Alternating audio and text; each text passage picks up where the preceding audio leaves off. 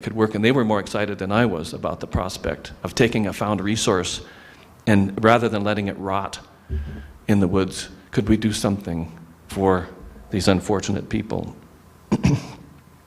Exactly 1 year later, I was in Minneapolis again on January 12th, 2011. It's eating at Burger King. My wife told me not to do that, but I did it anyway because she wasn't there.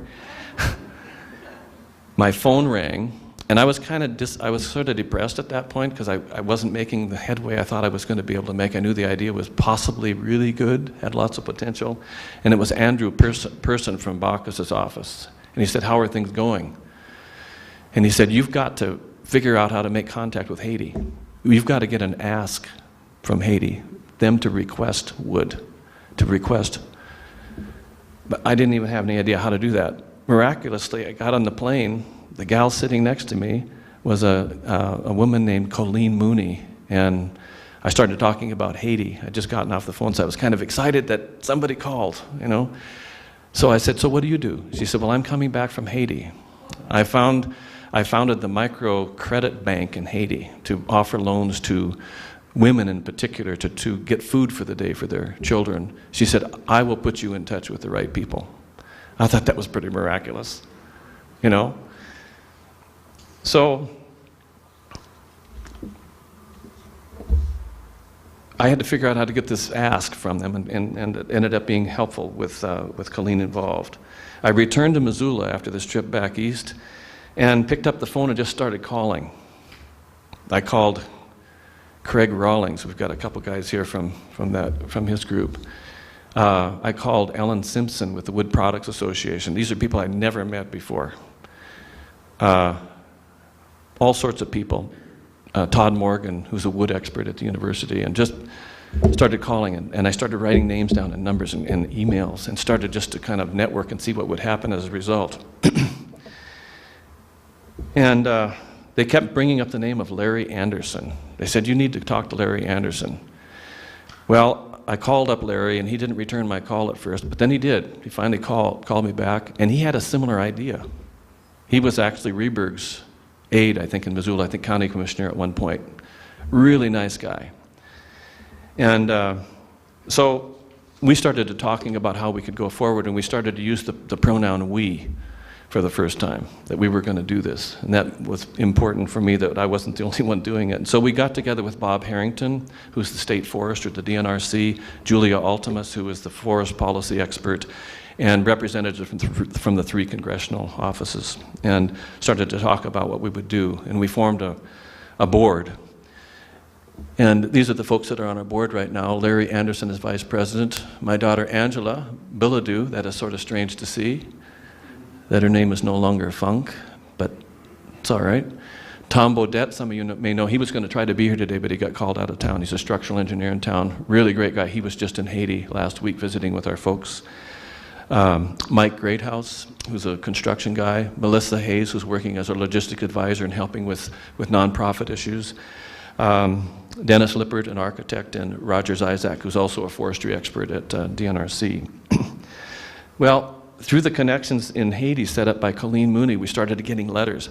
You can't believe how excited it was when I got something from Haiti, somebody writing me from Haiti that I didn't know. And it happened to be Pierre Alexis, that's how it's pronounced.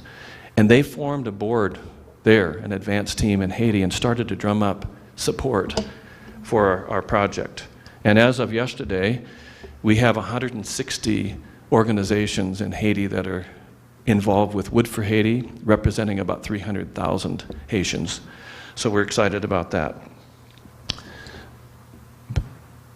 Another set of interesting things happened. My neighbor came over one day and said, and he was new, and so we sort of have a little get-together and just meet each other, and said, "What are you doing?" I said, "Well, I'm working on this project called Wood for Haiti. Tell me about it." He said, "Let me make some phone calls." Within about a month, I was talking with former President Clinton's senior advisor.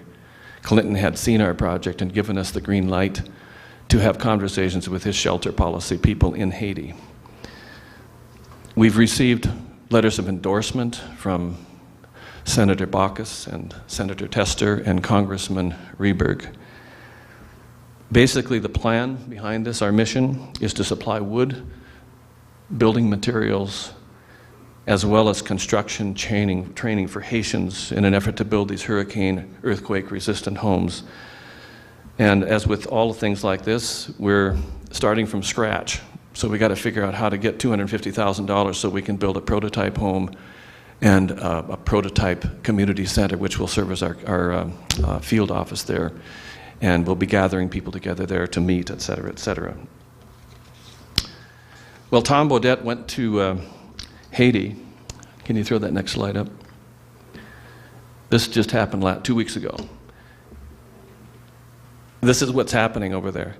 Not just 5 or 6 people showing up, 500 people showing up in these little makeshift tents, and they can't get in, and they're stretched down over the hillsides all over the place. These people are going, our team is going out and just having these meetings, trying to explain what we're trying to do, and we're trying to hold the reins back because we don't know what the hell we're doing yet. We're trying to figure it out. But we have a really good idea, I think, and if we can create the kind of energy over there, we don't want to let them down somehow or another. So they're just so excited to see what we're doing. We have goals of shipping 1 billion board feet of wood. That's how much it's going to take to build 180,000 homes and 500 community centers.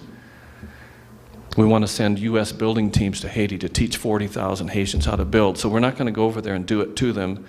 We're going to do it with them. We're going to teach them, provide the materials, so we're going to get the heck out of there as soon as we can. And they're the ones that have designed these homes that we have. And we hope as a result of that we'll ignite the economy through harvesting, milling, transporting all of this material.